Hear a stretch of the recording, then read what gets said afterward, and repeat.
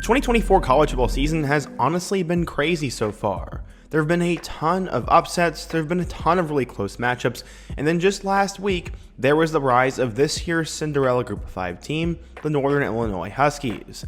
While some could make an argument for Toledo or UNLV, for now we're going to go with NIU. They're currently ranked in the AP poll. They have a bright future ahead of them in the MAC this year, and they could be the team from the Group of 5 to make the college football playoff if they play their cards right and win out, and Notre Dame continues to do well. So how did Northern Illinois get to this point? Well, we all remember them about a decade ago at Jordan Lynch, but in the meantime, Northern Illinois has still been a solid program, and over the last couple of years have continued to get better and better, and their head coach has really built something special there up in Illinois. In today's video, we're going to talk about the rise of Northern Illinois football. We're going to go through the program's history, talk about the rise in the 2010s, what's happened since then, and then how Coach Hammock has built the program and the expectations for the rest of the season. But before we get started, if you're a big fan of college football, be sure to subscribe to the channel, leave a like if you want to support today's video, and let me know what player, team, topic, or situation I can cover next. Now let's get started and talk about Northern Illinois football. Going back in time, Northern Illinois was one of those programs that carried a lot of weight in the MAC. They had originally joined the MAC in 1973 after moving from the short-lived Midwestern Conference, which was essentially just the Western WAC schools. They would spend a little bit of time as a member of the Big West, but then rejoined the conference in 1996. Since then, their football program has taken off as one of the best in the conference, and a lot of people know their name. They started their ascent to the top with the hiring of head coach Jerry Kill in 2008, who took over for Joe Novak, who ran the program into the ground. Coach Kill then built the groundwork for what would become a very good MAC program in the 2010s. From 2010 to 2019, the Huskies went 11-3 in both 2010 and 2011, 12-2 in both 2012 and 2013, and then 11-3 in 2014, and they finished 3 of those seasons ranked inside the top 25. Then Coach Kill would leave for Minnesota in 2011, leaving Dave Doran as the new head coach for the Huskies, and when Doran left in 2013, he was replaced by Rod Carey. Those good Husky teams from 2010 to 2014 had dominated offenses that really couldn't get stopped by the rest of the MAC.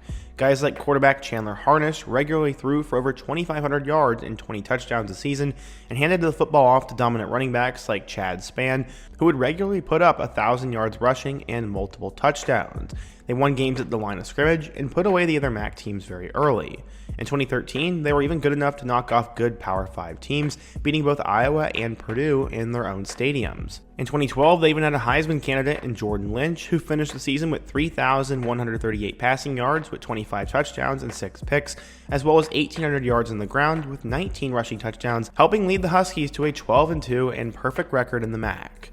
But with the hiring of Rod Carey in 2013, the program would begin to stagnate. They went 8-6 in 2015, then 5-7 in 2016. They did win 8 games in each of 2017 and 2018, but went back to 5-7 in 2019 and didn't win a single game in 2020. During that time frame from 2010 to 2019, the Huskies went to 8 bowl games, but they only won their first 2. The 2010 Humanitarian Bowl against Fresno State, and then the GoDaddy Bowl in 2011 against Arkansas State. The 2020s were even more volatile for the Huskies, as after they went winless in 2020, they bounced back in 2021 with a 9-5 season that saw them win the MAC West and the MAC Conference title against Kent State, only to lose to Coastal Carolina in the Cure Bowl. They actually started the season with a win over Georgia Tech 22-21 if you remember that, but then lost against Wyoming and got blown out by Michigan. They're led by former Michigan State quarterback Rocky Lombardi, who threw for almost 2,600 yards and 15 touchdowns and 8 interceptions on the season. Their leading rusher was Javon Ducker, who ran for 1,200 yards and 3 scores, but Clint Radovich ended up scoring 13 rushing touchdowns that season as a power back, and they had a lot of good things going. Trayvon Rudolph was great at receiver, running for 892 yards and 7 touchdowns, and then in 2022, they fell back to earth, going 3-9, largely due to an injury to Rocky Lombardi that saw backup quarterback Ethan Hampton get the majority of the snaps behind center. Those two quarterbacks combined for just 12 touchdowns and 13 interceptions, with 1,400 yards between the two of them. It was, however, the breakout season for running back Harrison Whaley, who exploded for 900 yards and 5 scores, alongside Ontario Brown, who himself had 700 yards and 7 touchdowns. Cole Tucker would lead the way receiving-wise with 632 yards and 4 scores, and their bad offense led them to a 1-5 start on the year, only beating FCS Eastern Illinois to start the season. Their first MAC win would come against Eastern Michigan, and they barely edged out a win over Western Michigan 3 weeks later to get to their 3rd win on the season. The pendulum would once again swing in 2023, and the Huskies ended up 7-6 with a win against Arkansas State in the Camellia Bowl. They started their season with a huge win against Boston College, 27-24, but then lost the next week to FCS Southern Illinois, 14-11. After that, they lost the next 3 games against Nebraska, Tulsa, and Toledo before winning their first MAC game against Akron, 55-14. They won the next 2 games against Ohio and Eastern Michigan by close margins, and then lost to Central Michigan and Ball State by even smaller margins. But they would finish out the season shutting out Western Michigan 24-0 and beating Kent State on the road to finish at 6-6 in the regular season. While their offense only managed about 25 points per game, their defense held teams to around 21. Players like Javon Bird and Jaden Dolphin helped Northern Illinois become one of the toughest teams in the conference, and they were helped by James Ester's 4 sacks and now Florida edge rusher George Gumbs' 3.5 sacks. On offense, the Huskies continued to emphasize the run, with nearly 1,300 yards from Ontario Brown and 10 rushing touchdowns paired alongside Gavin Williams' 488 yards and 3 scores. The year game was led by Rocky Lombardi again, but he had a much rougher season.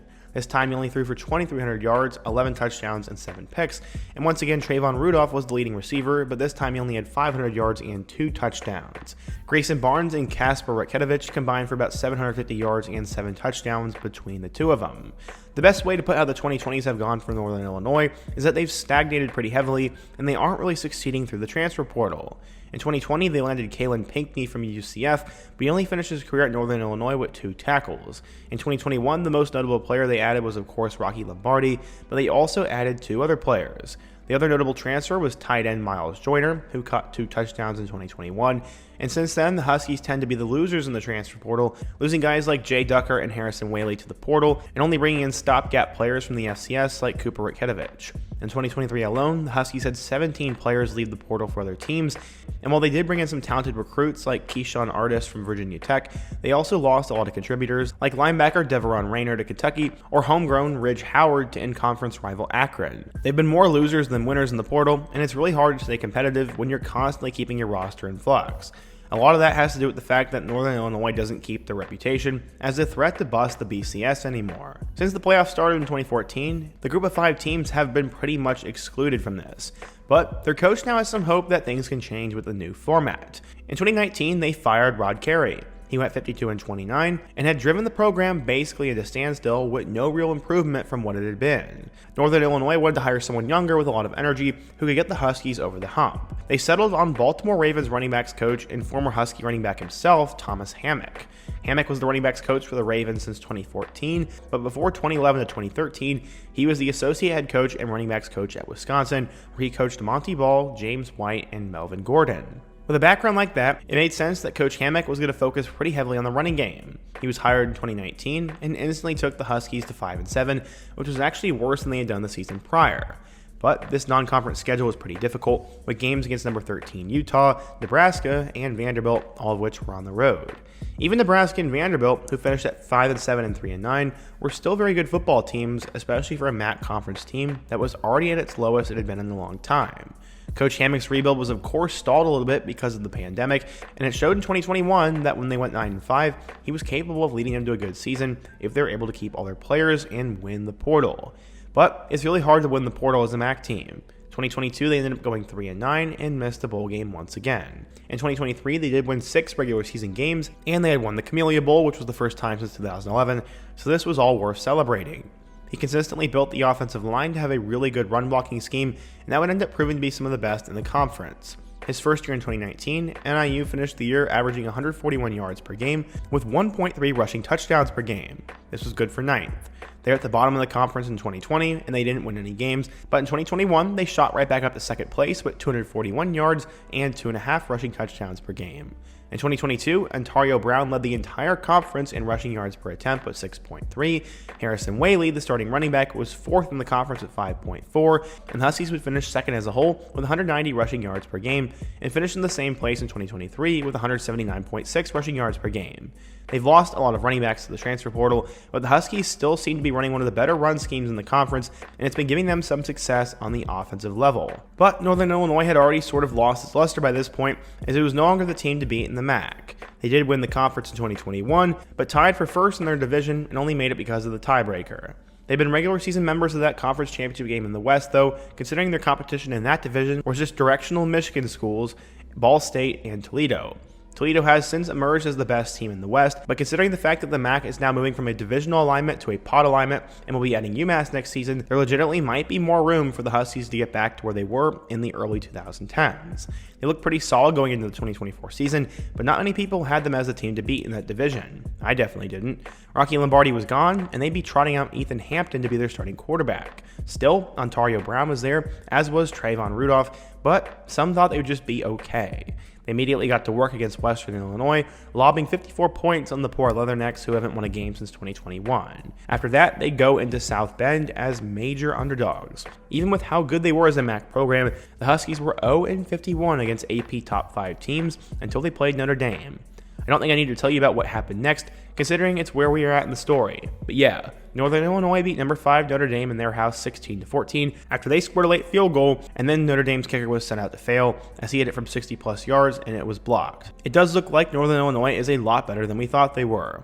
Notre Dame could be overrated, I guess, but they did just hand Purdue their worst loss in school history on the road, proving they have what it takes and are an elite team. Northern Illinois put themselves back on the map with this win, and they now have the highest profile win of any Group of 5 team at this point.